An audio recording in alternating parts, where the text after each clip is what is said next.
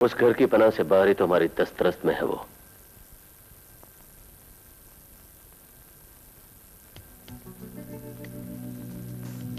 उसे जाने दो बेदार खान, हम भी तो देखें वो कौन सी जगह है जहां हमारे कदमों की चाप नहीं सुनी जाती। चाय रख दो। सितारा चली गई क्या? हाँ, चली गई। फिर कभी मिलने मिलाने आएगी? अब क्यों आएगी? है? हमारे घर से रिहा होकर गई है। तुम क्यों मुंह फुलाए बैठे हो? कुछ बात क्यों नहीं करते? भैया से बात करना। ओए। मेरा मूड ठीक नहीं। हाँ,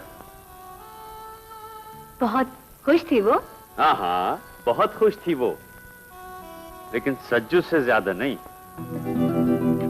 सज्जू को किस बात की खुशी है? सितारा के यहाँ से जाने की, कमरा खाली होने की और बड़ाई जिम्मेदारी से जान छूटने की। लेकिन यहाँ तो कोई खुशी नाम की चीज ही नजर नहीं आ रही। ओहो, खुशी से पागल हो गया बेचारा। देख भैया, पहले इससे भी कहा था और अब तुमसे भी कहता हूं, मेरे मुंह मत लगना। हाँ, मेरा मूड बहुत खराब है। क्या करेगा तू? क्या करेगा तू? क्या करूंगा मैं खाना नहीं खाऊंगा। नहीं खाऊंगा खाना। मैं खाना नहीं खाऊंगा। वो तो ना खा खाना।